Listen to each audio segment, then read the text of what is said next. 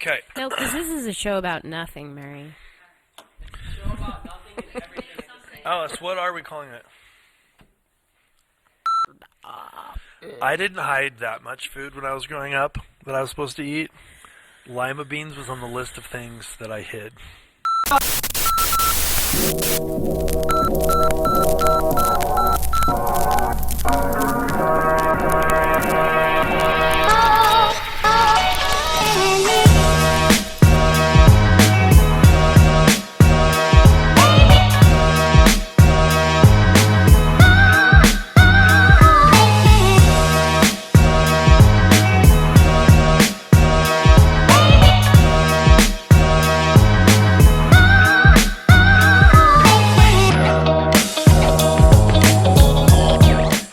Everyone, welcome to the very first episode of what I think is going to be an amazing show, and similar to Seinfeld, it is a show about nothing. Is that true? Is it a show about nothing? It'll be about something sometimes. It'll be about something sometimes, but sometimes it'll be about nothing. Yeah.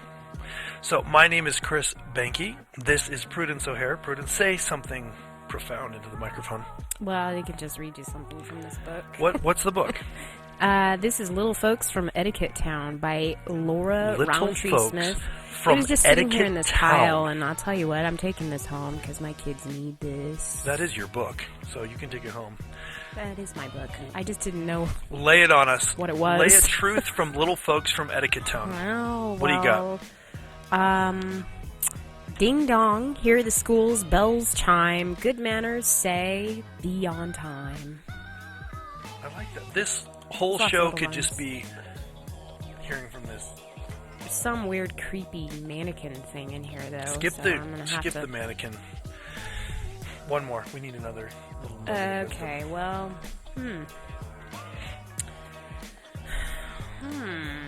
Well. This is the school chapter. But there's some gold nuggets in that one. You're getting well-mannered at any rate. I wish you would all sit up straight. Yeah, you were slouching. It's a good reminder. I am working on sitting up straight, but I'm also supposed to keep it just the right distance from the microphone. So that's my excuse if I don't have good posture, is that it's the microphone's fault. Clearly. Right? What's your excuse? I don't have one. You don't need one. She doesn't need one. So let's get started. Yeah, what are we doing here? So this first episode, we're going to talk about our journey this year. We're filming this very first episode in the year 2022. So if you're watching this 20 years from now, we'll be 20 years older. We'll be 20 years older. So we're watching this in 2022. But more than likely, we'll still look very similar because we do take collagen. We do take collagen. We take collagen and other vitamins like vitamin C and stuff. I don't think vitamin C does anything for your skin, does it? I'm sure it does. We should do a whole episode just on skincare products. Yeah. But that's not what this one's about. This first episode and maybe the second one is going to be about our journey. So this year, in 2022, this fall, we will have been married 25 years. Together, 29 years. Mm-hmm. So this journey started way back, like so many things, in the 90s. Yeah, it did. 90s. Wow. So what year did we meet? 90? So we got married in 1997. Man, that makes me feel 1993, actually. Old. We met in 1993? Mm-hmm. We met in 1993. Wait, is that true? Yeah, that is true. 1993. We met, and she was 14. Barely. And I was 16. So I was really old and wise. I was aged and full of incredible deep wisdom because of my advanced years as being a 16-year-old. Yep. You wore green fluorescent shorts with bright blue spandex underneath them. And your hat was on backwards, which was definitely a sign you were trouble. Oh, yeah. Actually, we had somebody from our church come and tell my mother that they were very concerned for my soul because I wore my hat backwards. I'm glad I didn't attend that church. Yeah. I didn't even know that.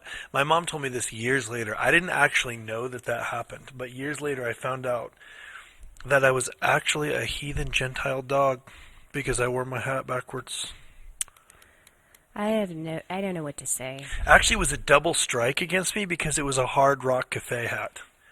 And they serve liquor there. It's a bar. Well, you know, people actually used to think that laying flat on their backs, they were going to die if they slept with flat on their backs, so they slept sitting up. Is this like 1400s or what are you talking about? 15, 16, 1700s. They sat sitting up? So, you know, there's a lot of misinformed people out there. So basically, just like today, there's a lot of misinformed people out there. I know. They think they're all informed now that they sleep on their backs well, instead now that of we sitting have up. the news to help us out. Little do they know that CNN is spilling them lies, foolishness. MSNBC is even worse. But that's not what this episode is about. This episode is about our journey. So, we met in 1993. She was 14. I was 16. And our whole relationship is based on a lie. Did you know that? What? Our whole relationship is based on a lie. So what happened is we lived in a little town, a very, very tiny town, like a population 3,000 person town. Mm-hmm. And I was on the cross country team. And I saw this girl. That'd be me. Prudence. And I said to myself, I think I need to invite her to run on the cross country team. So I told the coach something that wasn't true.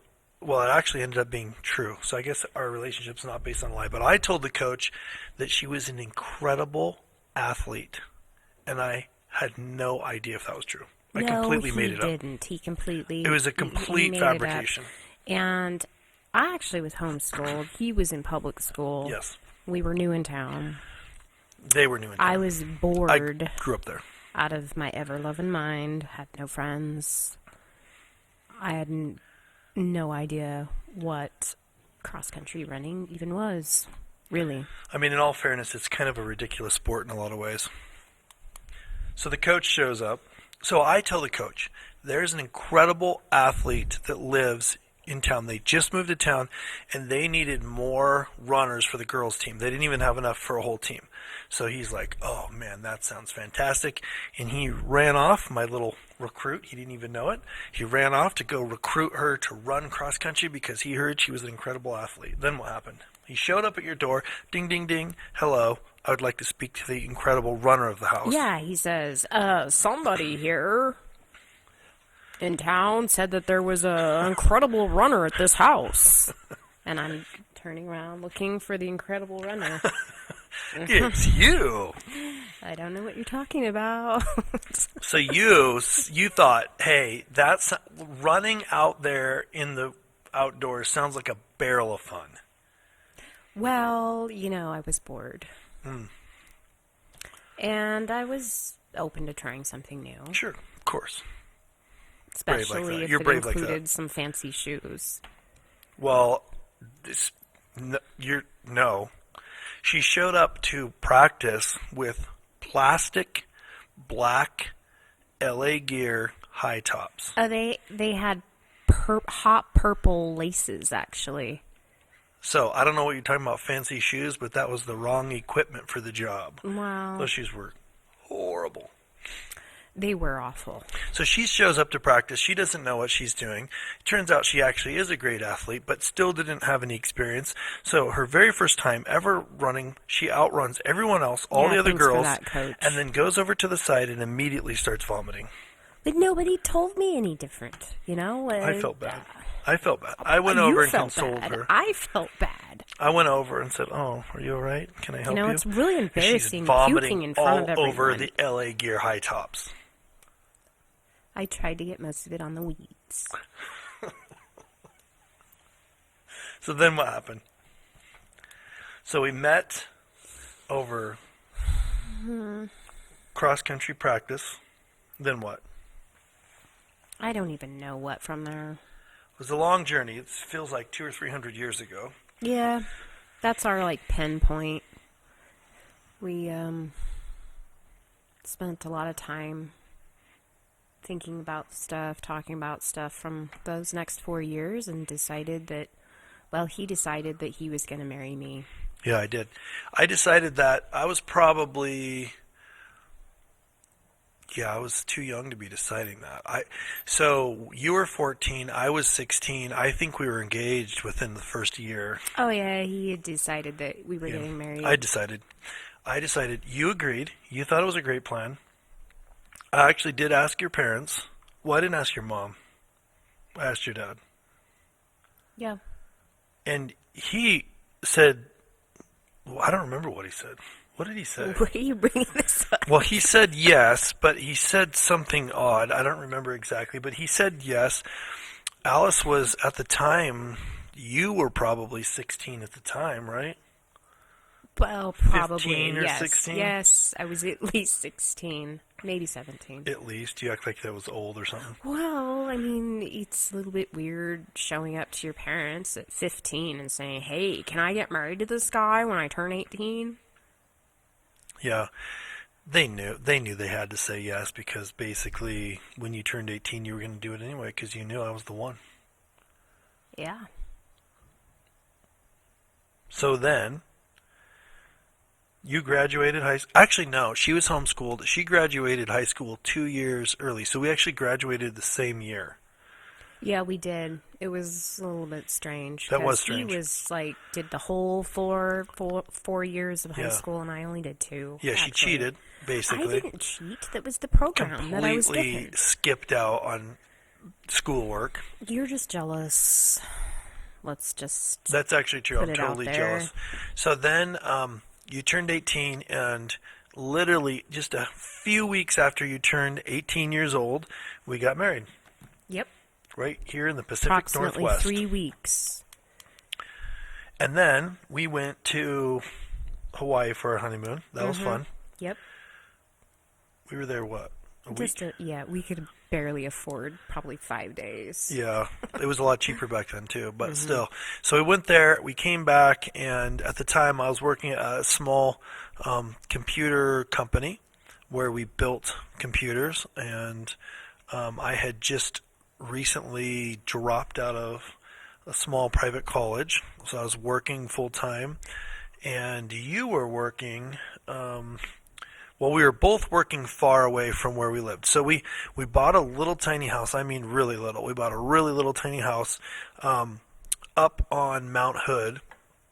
And we were driving about, I was driving about 50 minutes. I would not recommend this to anyone. I was driving 50 minutes, and then you would take the car and go like another 30 minutes? Yes. It depends on traffic. We had to wade through Portland traffic. Oh, man.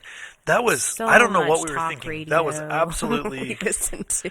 Yes, there was a lot of talk radio. That was positive side. We listened to some very strange talk radio people like Mike. Remember we used to listen to Michael Savage? Mm-hmm. That guy was crazy. He was still angry. He's not on the radio. He has his own podcast now. Yeah, I think he got himself kicked off of everything. Blood pressure medicine. He needs it. But so we spent a lot of time driving, a lot of time commuting. We lived up in the on the side of Mount Hood, like Glacier. We had a cabin. We had to hike snowmobile there were to it. Nights when we were driving home in the dark, rolling down our windows because we were so tired and afraid of falling asleep. You know when it's like pouring down rain and you're like putting your hand out the window and then smacking your face with it to try and stay awake? Yeah, that was us. We were doing that. We were running on Pepsi and Taco Bell, I think, at that time.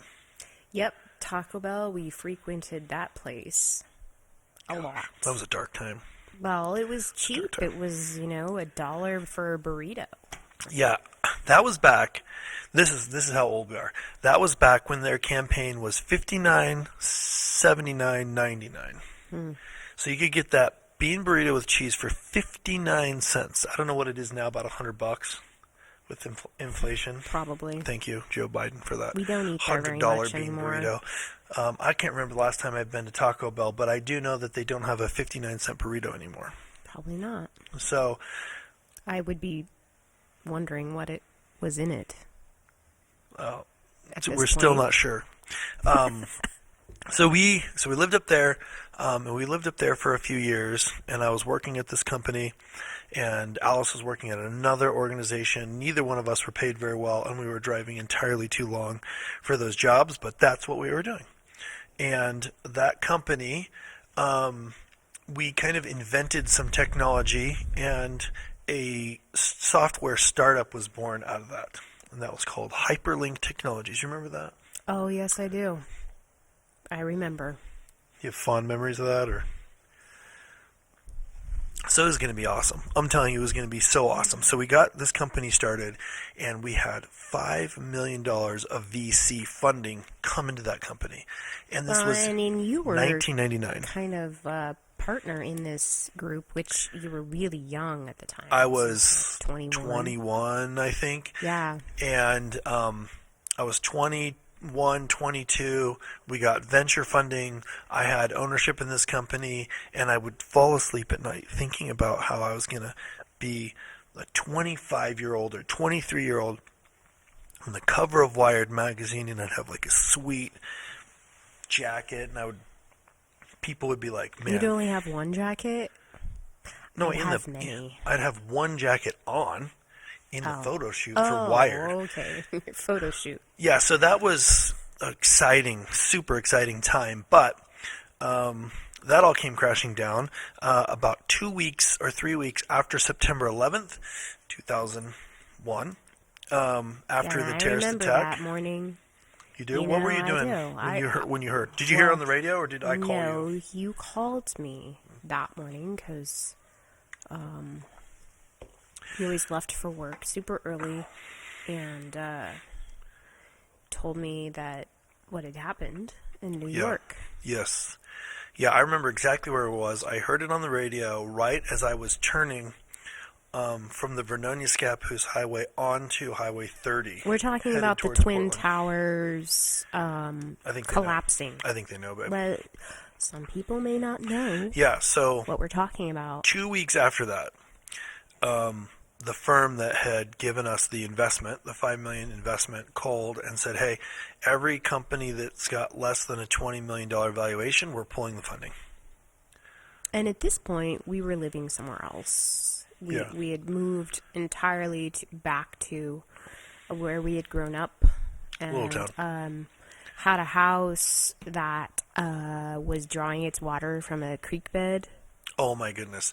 So we bought this house under very odd circumstances, and the house, when we moved in, was missing all sorts of really important things, like an HVAC system.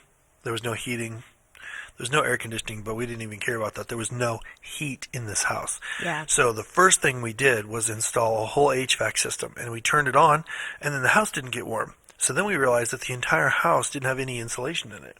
And this was a massive house. This was like a 4,000 square foot house. Meanwhile, I'm 21. He's 23. 23 or so. Well, I was actually 20 when we bought this house. You were 20. I was 22, 23. Yeah.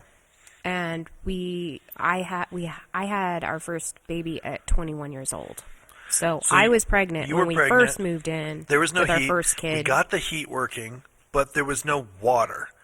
So this is an area where there's no city water. So it was kind of out in the country. So you're supposed to dig a well, but supposedly there was no well. There's no way you could dig a well on this property. So there was a small creek running through the property. And so there was basically like pipes sucking into it like a straw. I'm surprised we didn't see frogs in our water. No, actually, what she's saying is true. So we ran this pipe down this long hill into this creek with a wire basket at the end. So mud and frogs and salamanders and things wouldn't get sucked into there. We didn't drink the water. I'll tell you what, during fall, when all the leaves fall into this creek, the water that would come out of the shower would be bright yellow. Wait, my favorite part was Not when the comforting. pipes froze in the winter. So, of course, this is This is crazy. I don't know what we were thinking. So we had this hose that ran down this hill, and it would suck water out of it. And then what would happen is that water would go into this pressure tank that was a 40-gallon pressure tank. So you have to have this pressure tank so that the house and your water stays at a consistent pressure, because the pump goes on and off and on. But you want the water, like coming out of the shower, to be a constant pressure. So what would happen is this would be 40-gallon pressure tank. So 10, 15 of that gallons could work even if the pump wasn't on. So what would happen is I would get up at 4 in the morning to go to work, and I'd get in the shower, and I would turn the water on, and everything would be fine for like 7, 8, 9 gallons. And I thought everything was fine, but really what had happened is the pump stopped working or whatever. And back then, I had hair. So every time this would happen, this probably happened, I don't know how many, it feels like 400 times, but it wasn't that many. It's probably more like 20. More like 20, but 20 is way too many. So I would have my hair completely full of shampoo, and then the water would go full blast, and then it would just to nothing as the pressure ran out and the pump wasn't working. And then what do you do? What do you do? I don't know. I freaked out. That's actually probably why I lost my hair, because it had soap residue in it because I couldn't take a shower properly. Probably. The next thing we did on that house was unplug the septic system, if that was even a thing. We actually ended up having to put a whole new septic system in it because it was entirely deteriorated and full. Yeah, they told us that the plumbing just needed to be cleaned out. But really what was wrong was the entire septic drainage field had collapsed. So I was lying underneath the house with a snake. I felt really bad for him. Trying to get the stuff out. You know, the old metal snake, sticking it down the pipes. And he had stuff all over him. The stuff she's talking about, you know what that is. Yeah. It was horrifically bad. Sewage. So that came out everywhere. So anyway, so this sewage, not cooked, raw. I just needed to add that adjective. Yeah, thanks. That was real nice. So the point of all this, what's the point of this? The point of all this, this was a dark time for us. We had water problems and sewage problems and heating problems. Yeah, we did. We were working through them, and then the funding fell out for your company. The funding fell out. Which meant the company folded. The company folded. We tried to keep it going for I don't even remember, 4 months, 6 months. Tried to get more funding, but we had 2 clients that we were very proud of, Nike and Lockheed. And as soon as we lost our funding, those clients came to us and said, hey, your software is too big of a risk for us, so we can't use it. So the dreams of you being on the cover of the magazine went away at this point. Yes. We had no money for rent, no money for food. Yeah, and we also had mail theft out of our mailbox, so they stole our house payment. I forgot about that. We were having a hard time with finances, a really hard time. And not really sure how we were going to pay the bills. Anyway, we had this really cool metal mailbox that was really pretty. We did? Yeah, we did. I picked it out. It wasn't one of those that locked, so somebody else thought that there'd be good stuff in the box because it was pretty, apparently. Oh, my goodness. So they stole our mail. I don't know how many times they stole it, but it was. We thought we were paying our house payment, and it was hard to pay the house payment along with everything else, and then realized after the bank called you one day. Well, no. So the bank called a couple times, and they're like, "Hey, you're late." I'm like, "No, we're not late. In fact, we paid on time, and you cashed the check. Blah blah. Figure it out." Yeah, it says right here in our bank statement that the check has been cashed. Yeah, it wasn't the bank. It was the FBI. The FBI. So I got a call from the FBI, and they said, "Hey, Mr. Behnke, we just want to give you an update on your case." And I'm like, "What are you talking about?" And I said, "Yeah, the case." "What are you talking about?" "The mail fraud case." "I don't know what you're talking about." "Oh, you don't know? Oh, gosh, we thought the local police would have called you." No, they didn't. They were busy doing something else. So what had happened is we were part of a big, huge scam where they would pay this group of criminals would pay people to go to rural areas, steal mail out of the mailboxes, and then they would pay $100 for a backpack full of mail. And they would mail the backpack to this address in California, and then they would take it to a place where they had a team of people that would do what's called washing the checks. So they would washed our check. They washed our check. So they would wash the who it's to away and leave the dollar amount, which means that you don't recognize that anything's stolen because the money that's coming out of your checking account matches the check dollar amounts you wrote. Clever. So for 3 or 4 months, I don't remember how long, but it was thousands of dollars. It was so crazy. They were stealing this money, and this is 20 years ago. So back then, so nowadays you have fraud like that. You call the bank, you're like, hey, somebody stole my stuff. They like, okay, we'll take care of it. But back then they're like, hey, you signed the checks? Sorry, you're out of luck. So this was a massive financial blow for us, and we already were in trouble because of the company failed. So I started a consulting company, and we were trying to make ends meet with that, but that wasn't enough either. So I took another job as a project manager at a company called ComScore in Portland, Oregon. Yeah, and so he was driving over an hour way. It was about an hour and a half. The way in. My eye is twitching right now as I'm talking about this. Like Dreyfus from the Clouseau movies. Well, at this point we had... It was like an hour and a half on the way home. One baby, and then a second one was born while we were in that house. But he basically missed a good part of the first part of our first... Yeah, so I was doing the consulting company, and then I was working 60 to 70, sometimes 80 hours a week at ComScore, and then driving an hour and a half. So I was getting, 4 or 5 hours of sleep, but I wasn't getting home till 9 a lot of times. Well, between 7 and 9. 7-ish. And then I was leaving, before 5 most mornings. It was actually pretty horrible. That was a pretty horrible time. Yeah, it was really bad. So we're cruising along, having a horrible time, living out in the middle of nowhere, where the shower water freezes on cold mornings, right when your hair is full of shampoo. And it costs enormous amounts of money to heat the house. Yeah, we had no money. So we would keep the heat at 60, and we only heated the part of the houses that we were in, like our bedroom and like the kitchen and the living room, and that's it. And even with that, it was costing us, like when it was really cold, it would cost us $400 a month, which was so much more money than we had for heating. Yeah, for sure. Yep. So we got eventually your first job was brutally it was horrible, abusive emotionally.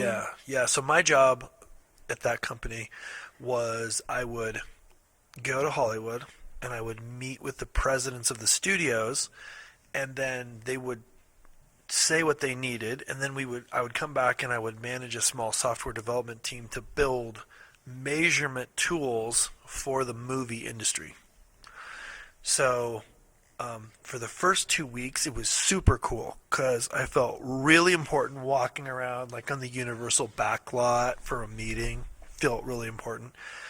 But then very quickly realized that it was an unbelievably abusive industry, and it was it was super hard. It was super hard. It was a very difficult time for us. Yeah, because I wasn't getting a lot of support parentally from him because whenever he was home, he was exhausted and tired. And the house was in need of everything. And the house we were supposed to be redoing, so I am at home thinking, when is this ever going to get done? Yeah, the answer was never at that point. It was a nightmare. So to try to figure that all out. Yeah, and then on top of all that, it wasn't even enough to pay all of our bills. No. So we had the consulting company, we had the job at ComScore. Well, it was really about catching up because we'd accumulated debt from like the checks getting stolen and stuff like that, and we couldn't catch up. No, it was crazy. I mean, we have some pictures and stuff that make it seem like one of those stories about starting a company in the garage. Like we have a picture because I was working at Comscore, but then we also had this other company where we were building computers. So I actually have these pictures where we're like in our early 20s in the garage, and there's like 70 motherboard boxes stacked up, and we're like literally assembling hundreds of computers in our garage. And that would have been a great story if that company ever went anywhere. Hoping that we didn't see the rat that lived out there. Yes. We named it Templeton. There was not a I rat. tried not to be affectionate about it 100 rats. because he was getting rid of it. And there was a few. Yeah. Templeton and all of his friends and family. They got the rat discount. They got the rat discount. So we struggled through that time. It was absolutely horrible. And then through a odd set of circumstances, we found ourselves visiting a children's home in Oklahoma. Tell us about that. Tell us about that, Prudence. How did we get to that point? How did that all happen? Well, inquiring minds want to know. Okay, so my whole dream, let me just start with this, was that we were going to live in a house, raise our kids in a house, one house. It was going to be an awesome house in the country. We were going to live around our family, and life was going to be hunky-dory. Everything was going to be beautiful.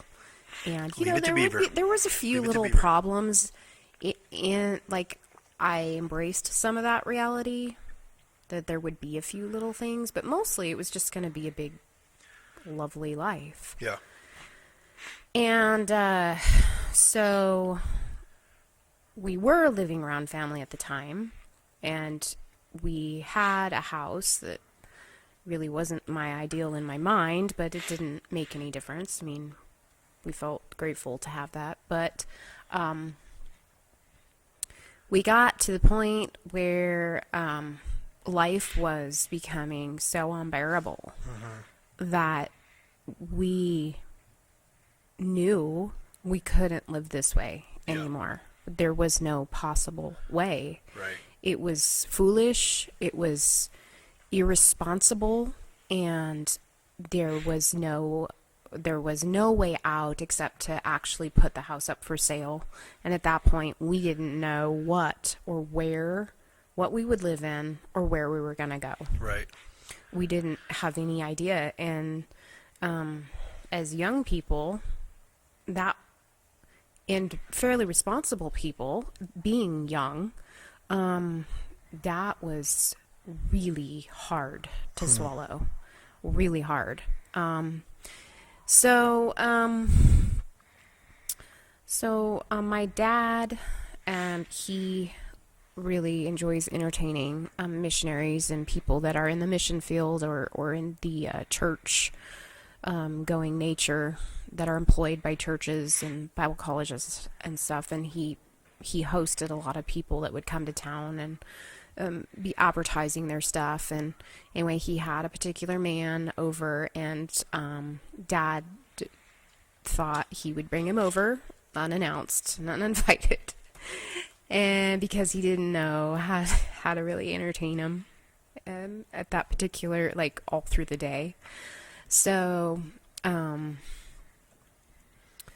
anyways, I was washing dishes, and I see him roll up with this fellow that I'd never met before, and he raps on the window, and he thinks he's all funny. This is just some Saturday, right?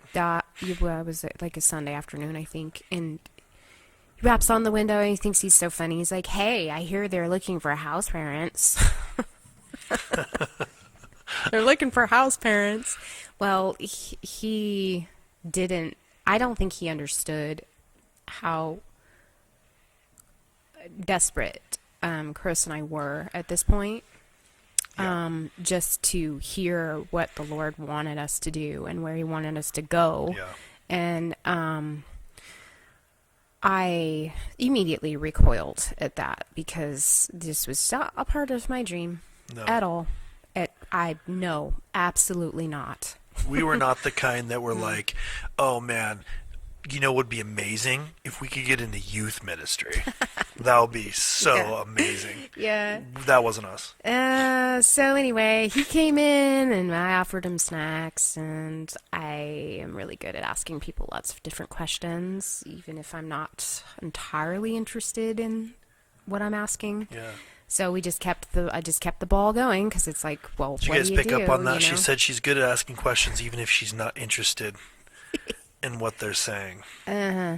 You just let the secret out, babe. Yeah, Nice job. so anyway, Chris was actually home and comes into the kitchen. Came in. And says to me, I said, hey. I got the winning lottery ticket for $1 million. It's pretty hard to get that when you don't play the lottery. And that's what I always tell him, too, when he tries on this lame joke. Anyway. Someone laughed. I guarantee you someone laughed. Anyway, so I came in. No, wait. Didn't we go for a walk with this guy or something? No, this was before that. Okay. You came in and you're like, hey, what do you think about that? And I'm like in the middle of cutting something, and I just kind of stopped. I'm like, what? Yeah, about the house parent thing. Would you ever consider doing something like that? And I'm like, no. No. Well, just to be clear, I didn't think it sounded like fun either. I just, the Lord was telling me to do it. So after they left, we started talking about our predicament and the fact that we didn't have any answers, and one thing led to another, conversation-wise, and then we eventually applied to come and visit to this particular place, and then, anyway, it's quite... We went. Let's just put it that way. Yeah, so the short end of the story, so that it doesn't take 20 episodes of this show, was that we found ourselves in Oklahoma, in a children's home, working with mostly older teens, 15, 16, 17, 18. And we were early 20s. So that was crazy. It was really bizarre. The Lord definitely brought us there on purpose. There was some pretty significant things that needed to be dealt with in that ministry. He orchestrated us, even innocently, coming in there and really helping facilitate a lot of cleanup. So we were there for 3 years or 2 years? 2 years. 2.5 years. Right around 2 years. Right around 2 years. And it was actually really good for our relationship. And we actually called it our Nineveh, because we absolutely didn't want to go, but we knew that the Lord was calling us there. So we went. And it was every experience, I think, that we go through, it just kind of changes and molds us. And, well, we eventually came back home. We went there not thinking that we were going to make plans, and we didn't make plans. On the advice of a pastor that we had talked to before we left, he said, just don't plan on leaving. Just leave that up to God when He wants to tell you it's time to go. Mm-hmm. So... these were all, that advice was really good, but it wasn't something that we were really accustomed to. We hadn't really learned a lot of really how to listen really well to the Lord. Our hearts, I think, have always been wanting to serve the Lord, but there's definitely pieces that we just weren't really tuned into very well. We weren't. So that was really hard, because, when you're in a place where it's foreign, I mean, the Midwest is a lot different than the Northwest. It's quite a bit different. Lots of good things. I didn't really love the snakes and the tarantulas and the ticks in galore. But you did like the fireflies. Fireflies were cool. Butterflies I also are cool. didn't like those little bugs called chiggers that dig in your skin Oh man, and we die. thought they were joking with us. They said, Didn't love don't run that. through the grass barefoot because the chiggers will bite your legs. We're like, whatever. Do we look dumb? There's no such thing as chiggers. And then you'd run through the grass, and then your legs would be on fire, itching for the next 6 Yeah. weeks because the chiggers were eating you alive. Yeah. So, there was definitely some things that were different about that culture and Yeah. about living there. But there were good things. There were good things Yeah, it that was we a- discovered about ourselves, and just even the break away from people that were surrounding us previously, and just it was actually I didn't realize how hard it had been on me emotionally Yeah. to live around people that needed stuff from me constantly Yeah. rather than really giving.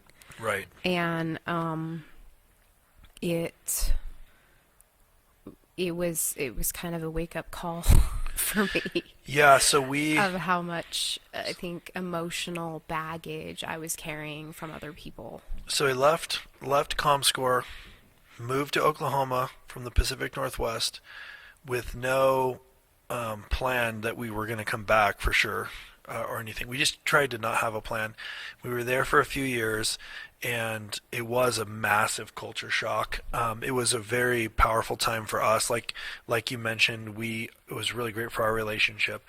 We didn't realize why God wanted us to go there. We were really fish out of water. We were the only people that weren't, from the area. We were from the West Coast. We were about probably 10 years younger than most of the other people that were there. So we were younger and we were just different. Everyone else was very familiar with the area, the culture, and the ministry, and we were kind of new and young. So it was difficult for us in the sense of being so different, but it was also really good because it allowed us to really grow closer together. And then we just ripped the doily off the elephant, hippo, zebra that was there. Mm-hmm. We there was all sorts of and then eventually I think we were kind of waiting for God to give us a sign when we could, or if he was. And it was that, I think that was really hard. Yeah. Was really, really surrendering that whole dream and idea up of how I thought things were supposed to be. Yeah. So there's all sorts of things that he used. He used us to orchestrate. And then all of a sudden, we were just headed back. Yeah, well, there were some Northwest. things that had happened where the Lord opened up some doors and used us in various ways to do some difficult things. Yeah. And then we came back. We came back. I took another job back at ComScore, and it was, instead of being on the movie production side, it was on the television production side, and I continued to work there for about another 8 years. And during that time, we also started a few other various businesses, but it was an interesting time coming back. So at that time we had 2 kids, right? Because we didn't have, when we came back from Oklahoma, we only had the 2, mm-hmm. right? Yep. We had 2. And it was probably in the second or third year after returning, second year, that we had a third. Right.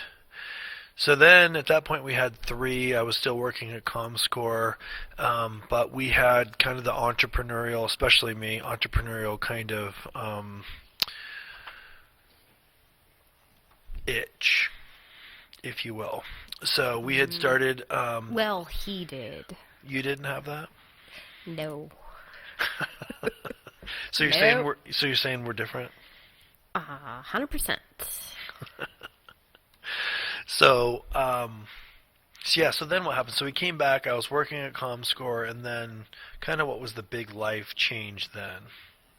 Well, we rented for a year when we came back, and then we purchased a home, and we were there for probably 3 years. Yeah. Roughly 3 years.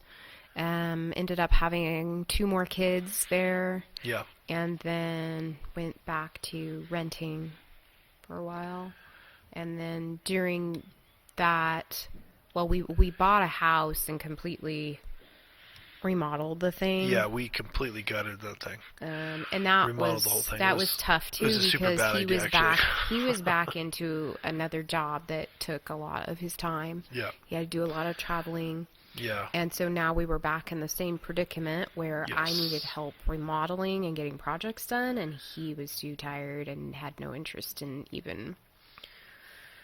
It was difficult because he didn't have the mental capacity to really want to work on stuff, but I wanted him to, so it caused a lot of friction on our relationship. It was super difficult. There. Plus, I am home with eventually 4 kids and homeschooling them.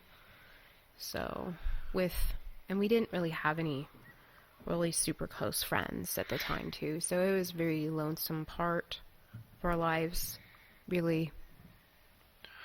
So let's see. So we did that for the total time I spent at ComScore on the 2 different times was 10 years, almost exactly. But during that second part, I think it was about 7 or 8 years. And during that time, we started several other businesses. Do